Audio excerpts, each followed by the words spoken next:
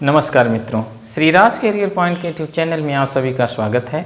मैं उम्मीद करता हूं कि आप लोग जहां भी होंगे स्वस्थ होंगे, मस्त होंगे और प्रतियोगी परीक्षाओं की तैयारी करने में व्यस्त होंगे। मैं आपकी तैयारी में सहयोग कर सकूं इस उद्देश्य से आज टॉपिक लेकर के आया हूं विजातीय छांटना, ऑड मैन आउट या समूह से असमान को चिन्हित करना, स्पॉटिंग आउट डिसिमिलर।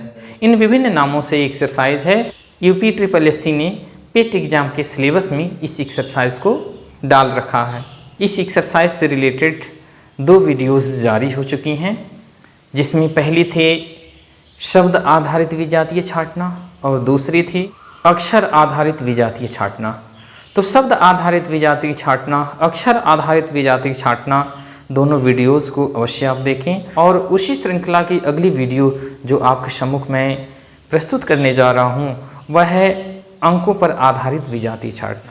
यदि प्रश्न में अंकों से संबंधित विकल्प बनाता है और कहता है आपसे कि वे विकल्प में कौन सा असमान है या कौन सा भिन्न है, कौन सबसे अलग है, तो उसे छांटने के तरीके क्या होने चाहिए। आइए उन नियमों को हम सीखते हैं जिनके आधार पर अंक आधारित विजातीय हम छांटते हैं। तो आइए, जिसमें फर्स्ट रूल है अंकों के योग पर आधारित प्रश्न। विकल्प में दे रखा है 912, 345, 325, 426। इसमें से कौन अलग है, इसे छांटने के लिए आप करेंगे क्या कि अंकों के योग पर आधारित अर्थात दिए हुए अंकों का योग करेंगे। जब योग करेंगे तो 9, 1, 10, 10, 2, 12। इनका योग करने पे 12 प्राप्त हुआ। 3, 4, 7, 7, 5, 12। इनके अंकों का यदि आप योग करें तब भी 12 मिला। 4, 2, 6, 6, 6, 12। 4 धन 2 धन 6 बराबर 12। लेकिन तीसरे विकल्प में 3, 2, 5, 5, 5, 10। तो यहाँ आप देखें दिए हुए विकल्प में संख्याओं के अंकों का जब हम योग किए तो 12, 12, 12 प्राप्त हो रहा था, लेकिन यहाँ पे तीसरे विकल्प में 10 प्राप्त हुआ, इसलिए यह तीनों से भिन्न है, यह असमान हो गया। तो पहला तरीका हुआ छांटने का कि अंकों की योग पर आधारित अर्थात दिए हुए विकल्प में जो संख्या दी हुई है, विकल्प में दी हुई संख्याओं के अंकों का योग कर लेंगे। उस आधार पर हम देख लेंगे कि क्या हमें असमान विकल्प प्राप्त हो रहा है कि नहीं। यदि हो जाता है तो उसको टिक कर देंगे, अगर नहीं होता है तो फिर दूसरा रूल उस पर अप्लाई करेंगे। अंकों के आवर्तन पर आधारित। आवर्तन का आशय कि दोहराव, रिपीटिशन। तो यहाँ आप देखें अंकों के आवर्तन पर आधारित, तो पहला आपके है 236, 459, 354, 153। यहाँ आप देख रहे हैं कि दूसरे विकल्प में 5, तीसरे विकल्प में 5, चौथे विकल्प में 5। तो यहाँ बीच में 3 अंकों की संख्याएं हैं और इसमें मिडल टर्म जो बीच की संख्या वो 5, 5, 5 तीनों विकल्प में है, लेकिन पहले में नहीं है, इसलिए पहला विकल्प इन तीनों से अलग हुआ, असमान हुआ। अगले क्वेश्चन को हम देखते हैं जो अंकों के आवर्तन पर ही आधारित है। यहाँ दिया है 211, 355, 517 और 133। यहाँ आप कैसे छांटेंगे। यहाँ आप देख रहे हैं कि लास्ट के जो दोनों अंक हैं, इकाई दहाई के अंक हैं, उनकी आवृत्ति हुई है, उनकी पुनरावृत्ति हुई है।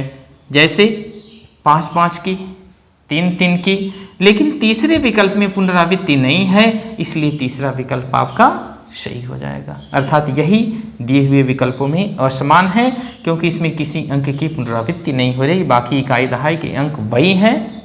सभी विकल्पों में एक ही अंक की पुनरावृत्ति हो रही है। यदि इन 2 तरीकों से अंकों का योग किया आपने, विकल्प विषम नहीं मिला। अंकों के आवर्तन पर देखिए आप, विकल्प विषम नहीं मिला। अब क्या करेंगे, जो तीसरा नियम है, तीसरा रूल है कि अंकों की विभाज्यता एवं अविभाज्यता पर आधारित। तब देखेंगे कि दिए हुए अंक कौन विभाज्य हैं और कौन अविभाज्य हैं। इस आधार पर भी हम विषम छांट लेते हैं, विजातीय छांट लेते हैं। दिया है 9, 12, 15, 8। 9, 12, 15, 8 में हमें अलग छांटना है। तो यहाँ आप देखें अंकों की विभाज्यता पर आधारित कि 9 जो है ये भी 3 से कट जाता है, 12 भी 3 से कट जाता है, 15 भी 3 से कट जाता है, लेकिन 8 3 से नहीं कटता है, इसलिए 8 ये चौथा विकल्प विषम हो गया। आइए अगले क्वेश्चन पे देख लें जो विभाज्यता पर ही आधारित है। 59, 53, 73, 87। यहाँ पे आप देख रहे हैं कि सब की सब विषम संख्याएं हैं। कैसे निर्धारित करें कि कौन सी सबसे अलग है, विषम है। इसको निर्धारित करने के लिए आप देखें कि 59, 53, 73 ये तीनों की तीनों अभाज्य संख्याएं हैं, लेकिन जो 87 है ये भाज्य संख्या है, ये 3 से भी कट जाएगी। लेकिन ये तीनों संख्याएं जो दिया है 59, 53 और 73 ये किसी भी संख्या से नहीं कटेंगे सिवाय स्वयं के और 1 के। 1 और स्वयं के अलावा किसी अन्य संख्या से विभाजित नहीं होगी, इसलिए 59, 53 और 73 को अभाज्य संख्या कहा जाएगा, जबकि यह अभाज्य नहीं है, ये भाज्य संख्या है क्योंकि ये 3 से कट रही है।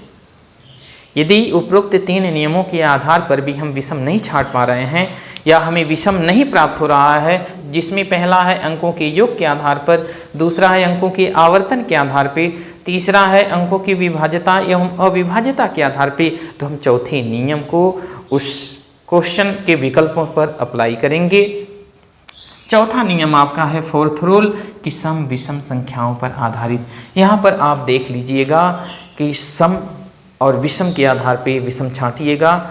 दिए हुए विकल्पों में 3 संख्याएं सम हो गई तो चौथी विषम हो जाएगी, या 3 संख्याएं विषम हो गई तो चौथी सम हो जाएगी। दी हुई संख्याओं को सम विषम के आधार पर भी हम अलग छांट सकते हैं। जैसे यहाँ देखिए आप 11, 17, 13, 14। यहाँ पे आप देखें तो 11, 17, 13 ये तीनों क्या हैं, विषम संख्या हैं और 14 सम संख्या है। इसलिए चौथा वाला 11, 17, 13 ये तीनों विषम संख्या है, जबकि चौथा ये जो 14 है यह सम संख्या है। इसलिए दिए हुए प्रश्न में चौथा विकल्प अलग हुआ। सम विषम के आधार पर हम तलाश लेंगे कि कौन सा विकल्प हमारा असमान है। यदि उपरोक्त चारों नियमों से हमें पता नहीं चल पाता है तो अगला रूल अप्लाई करेंगे, अंकों के घटते अथवा बढ़ते क्रम। अंकों के घटते अथवा बढ़ते क्रम पर आधारित नियम को हम अप्लाई करेंगे दिए हुए प्रश्न के विकल्पों पर। तो यहाँ देखिए दिया है कि 257, 432, 689, 468। यहाँ आप देखें तो ये विषम है। सम विषम के आधार पर अगर आप चयन करना चाहेंगे तो ये और ये 2 संख्याएं विषम हो जा रही हैं, दूसरा और चौथा 2 संख्याएं सम हो जा रही हैं। सम विषम वाला रूल फेल। अब यहाँ क्या देखेंगे, यहाँ देखेंगे अंकों के घटते अथवा बढ़ते क्रम। यहाँ देखिए 2, 5, 7 अंकों की वैल्यू बढ़ रही है। 6, 8, 9 यहाँ भी अंकों की वैल्यू बढ़ रही है। पहले 6 है, फिर 8 है, फिर 9 है। 4, 6, 8 इसमें भी अंकों को बढ़ते हुए क्रम में लिखा गया है। लेकिन यहाँ पे जो दूसरा विकल्प है इसमें अंकों को घटते हुए क्रम में लिखा गया। पहले 4 लिखा गया, उसके बाद फिर 3, फिर उससे छोटा 2। तो यहाँ पर घटते हुए क्रम है, जबकि बाकी तीनों में पहला, तीसरा और चौथे में बढ़ते हुए क्रम है। इस प्रकार से सेकंड विकल्प आपका करेक्ट हुआ। यदि उपरोक्त 5 नियम से हम सही ऑप्शन तलाशने में असमर्थ हो जा रहे हैं तब उस कंडीशन में आप छठे रूल को अप्लाई कर लें। छठा रूल कहता है कि अंकों के वर्ग एवं घन पर आधारित दिए हुए प्रश्न में जो विकल्प हैं उनमें आप देखिए कि कौन से वर्ग हैं और कौन घन हैं। इस आधार पर हम विजातीय छांट सकते हैं। जैसे क्वेश्चन में दे रखा है 484, 442, 361 और 289। यहाँ आप देखें कि 484 ये किसका वर्ग है, ये 22 का वर्ग है। 361 आप देखें तो 19 का वर्ग है। 289 आप देखें 17 का वर्ग है। लेकिन 442 है ये किसी संख्या का वर्ग नहीं है, इसलिए यह असमान हो गया। तो प्यारे बच्चों, इस प्रकार हम वर्ग के आधार पर छांट लिए। वर्ग के आधार पर छांटने के लिए हमें आवश्यक है कि कम से कम 30 तक होल स्क्वायर याद रहे, और घन पर आधारित विषम छांटने के लिए कम से कम 12 तर याद रहे। यदि इतना याद है तो बहुत ही आसानी से आप इसका चयन कर सकते हैं, इसमें असमान को चिन्हित कर सकते हैं। अगला देख लीजिए, क्वेश्चन दिया है 512, 729, 1728, 625। यहाँ आप देखेंगे 512 किसका वर्ग है नहीं, किसका घन है, 8 का घन है। 729 किसका घन है, 9 का घन है। 1728 किसका घन है? ये 12 का घन होता है। 625 एक घन नहीं है, 625 वर्ग है। इस प्रकार से चौथा विकल्प असमान हुआ, विजातीय होगा, विषम हो गया दिए हुए विकल्पों में से, क्योंकि तीनों विकल्प पहला दूसरा तीसरा क्यूब है, जबकि चौथा होल स्क्वायर है, वर्ग है। किसका वर्ग है? 25 का। आइए टाइप फर्स्ट देखते हैं। पहले तरीके का प्रश्न देखते हैं जो परीक्षाओं में पूछता है। किस पर आधारित? संख्या श्रेणी पर आधारित, अंकों पर आधारित। तो अंकों पर आधारित जो प्रश्न परीक्षाओं में किस तरीके से आते हैं, कैसे प्रश्न आते हैं एग्जाम में, उसको हम देखें। निर्देश दे रखा है, वह संख्या बताइए जो सामान्य गुण न होने के कारण उक्त समूह से संबंधित नहीं है। प्रश्न संख्या 1, 22, 36, 66, 44।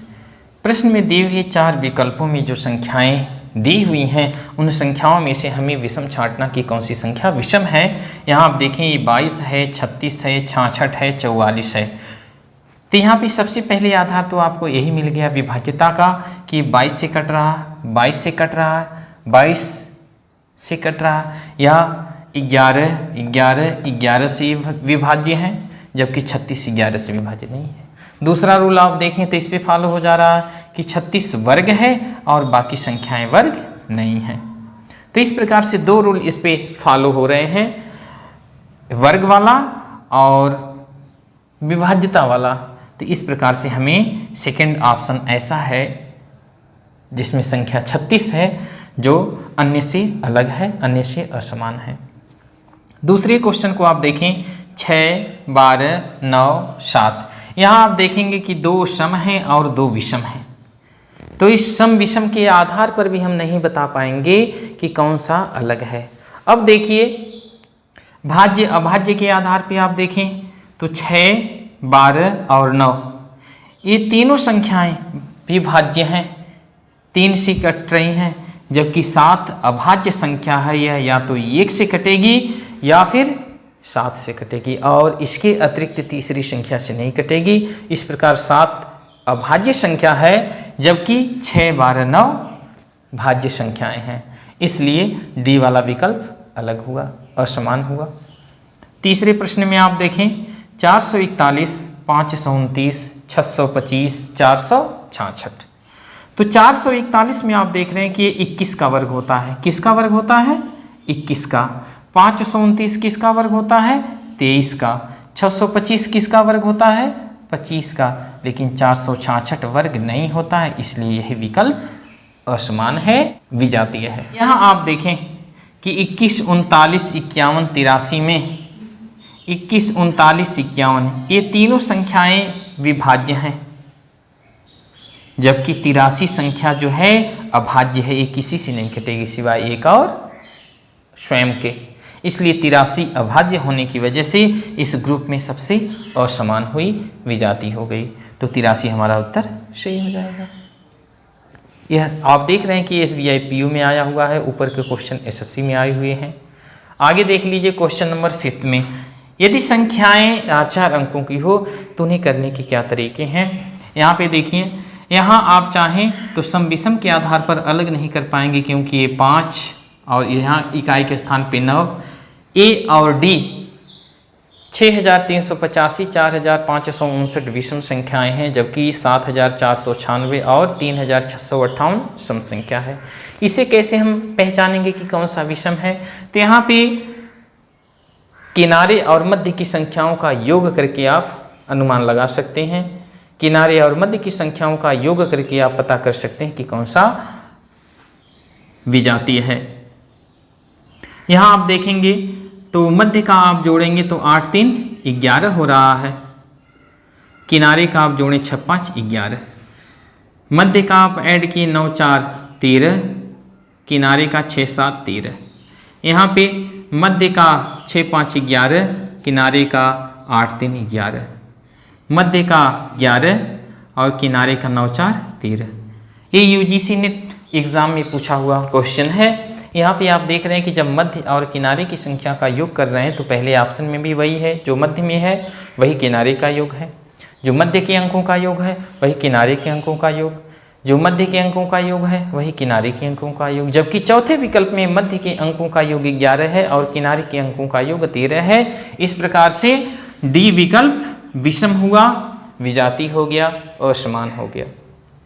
सेम इसी तरीके से सीबीआई ने सेंट्रल ब्यूरो ऑफ इन्वेस्टिगेशन के एग्ज़ाम में ये प्रश्न पूछ रखा था जो यूजीसी नेट ने पूछा था, सेम उसी बेस से, तो उसको भी आप उपरोक्त तरीके से कर सकते हैं कि मध्य का योग करेंगे 4 3 7, किनारे के अंकों का योग करेंगे 5 2 7, मध्य के अंकों का 9, किनारे के अंकों का 9।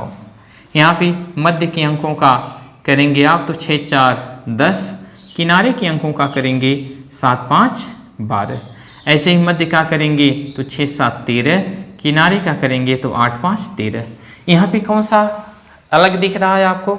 मध्य और किनारे के अंकों का योग यहाँ पे 7 7 आया, यहाँ पे 9 9 आया, यहाँ पे 13 13 आया, जबकि यहाँ पे मध्य के अंकों का योग 10, किनारे के अंकों का 5 7 12, मध्य के अंकों का योग 6 4 10। इस प्रकार से मध्य और किनारे के अंकों का योग अलग अलग आ गया। सो तीसरा विकल्प यहाँ से सही हुआ, यही असमान होगा। टाइप फर्स्ट में आपने देखा कि प्रत्येक प्रश्न में जो 4 विकल्प बन रहे हैं, चारों विकल्प में एक एक संख्याएं दी हुई हैं। इनको हम किस प्रकार से विजातीय छांट रहे हैं, विषम छांट रहे हैं, आपके सम्मुख हमने प्रस्तुत किया। इस आधार पे आप और पे प्रैक्टिस करिएगा ताकि इससे संबंधित प्रश्न जब एग्जाम में आवे तो मिस ना हो पावे। अंक आधारित विजातीय प्रश्नों में जो सेकेंड टाइप का क्वेश्चन है उसे हम देखते हैं, टाइप सेकेंड को। टाइप सेकेंड में है कि वह युगल संख्या या समूह बताइए जो सामान्य गुण न होने के कारण उक्त समूह से संबंधित नहीं है तथा शेष किसी क्रम या संगति में समान है। तो यहाँ पे देखना है कि प्रत्येक प्रश्न में जो चारों विकल्प हैं, चारों विकल्प में संख्याओं का पेयर दिया है, संख्याओं का जोड़ा दिया है। पहले विकल्प में दे रखा है 34 43, 62 71, 55 62, 83 92। यदि परीक्षा में प्रत्येक विकल्प में संख्याओं को पेयर के रूप में देता है, उसमें से हम असमान को कैसे चिन्हित करेंगे, आइए देखते हैं। यहाँ पर दिया है कि 34 43, अगर ऐसा दे दे तो एक रूल ये भी है कि इनमें संख्याओं का आप अंतर करिए। यदि 43 में से हम 34 को घटा दें तो आप पाएंगे कि यहाँ डिफरेंस कितना हो जा रहा है, 9 का। 62 और 71 इन दोनों का आप जब अंतर करें तो पाएंगे 9 का। ऐसे ही 83 और 92 इन दोनों का आप अंतर करें तो पाएंगे 7 2 9 9 का, जबकि 55 और 62 का यदि आप अंतर करें तो पाएंगे 7 का। इस प्रकार देख रहे हैं कि जो संख्याएं पेयर के रूप में, जोड़े के रूप में दी हुई हैं, उनमें सी वाला विकल्प ऐसे है कि उन संख्याओं का अंतर 7 आ रहा है, बाकी सब में उन संख्याओं का जो अंतर 9 आ रहा है। बाकी में संख्याओं का अंतर 9 आ रहा है, जबकि सी में 7 आ रहा है। इस प्रकार से सी वाला विकल्प क्या हुआ, विषम हुआ और समान हुआ। प्रश्न संख्या 2 में देखें आप, क्वेश्चन नंबर सेकंड को देखें। क्वेश्चन सेकंड को देखते हैं। 16 176, 12 144, 13 156, 15 180। अब यहाँ पे अंतर से काम नहीं चलेगा, क्योंकि जो संख्याएं पेयर के रूप में दी हैं उनमें अंतराल ज़्यादा है, इसलिए घटाव की अपेक्षा गुणा या भाग वाला प्रोसेस आप देख सकते हैं। इस कंडीशन में यहाँ यदि हम गुणा करते हैं तो 12 का 12 में गुणा कर दें, 12 का 12 में गुणा करने पे 144 मिल जाएगा। 13 में यदि हम 12 का गुणा कर दें तो 156 मिल जाएगा। 15 में यदि हम 12 का गुणा कर दें तो 180 मिल जाएगा, जबकि 16 में आप 12 से गुणा करें तो 176 नहीं मिलेगा, 192 मिलेगा। इस प्रकार से पहली संख्या दूसरी की 12 गुनी है। पहली संख्या में 12 का गुणा कर देने पे दूसरी संख्या प्राप्त हो जा रही है। ऐसा तीनों बी सी डी तीनों विकल्पों के साथ है, जबकि ए वाले विकल्प के साथ ये रूल फॉलो नहीं हो पा रहा है। ए वाले विकल्प में यदि 16 में हम 12 से गुणा कर दें तो 176 के बदले 192 आना चाहिए, जबकि 176 दिया है, इसलिए पहला विकल्प विषम हुआ, असमान हो गया। तीसरे क्वेश्चन को देखें। 9 32, 13 44, 8 30, 10 35। यहाँ पे आप देखें, यहाँ पे भी अंतराल ज़्यादा है, तो यहाँ घटाने के बजाय गुणा और भाग वाला प्रोसेस को आप देखिए, या गुणा और जोड़ के प्रोसेस को देखिए। जैसे 9 में यदि हम 3 गुना कर दें तो 9 3 27, 27 5 32, 13 3 39, 39 5 44, 10 3 30, 30 5 35। सब में रूल फॉलो हो रहा है। पहली संख्या का 3 गुना करके उसमें 5 जोड़ने से अगली संख्या मिल जा रही है, जबकि सी वाले में ये रूल फॉलो नहीं हो रहा है। 8 3 की 24, 24 5 29 होना चाहिए, जबकि ये 30 दिया है, इसलिए यह विषम हो गया या विजातीय हो गया या असमान हो गया। क्वेश्चन नंबर 4 को आप देखें। 52 142, 54 126, 56 168, 58 184। देखिए ये भी अद्भुत तरीका। अंकों का योग कर लें, 5 2 7। यहाँ अंकों का योग करेंगे तो 5 2 1 4 5 5 2 7। यहाँ पे 4 5 9, यहाँ पे 2 1 3 3 6 9। यहाँ पे आप देखेंगे 6 5 11 और यहाँ पे 7 8 15। यहाँ पे 5 8 13 और यहाँ पे 9 4 13। इस प्रकार आप देख रहे हैं कि सी वाले विकल्प विषम हुआ। ये दोनों संख्याओं के अंकों का योग करने पे सब में एक समान मिल जा रहा है, जबकि सी वाले में 11 और 15 मिल रहा है अंकों का योग करने पे।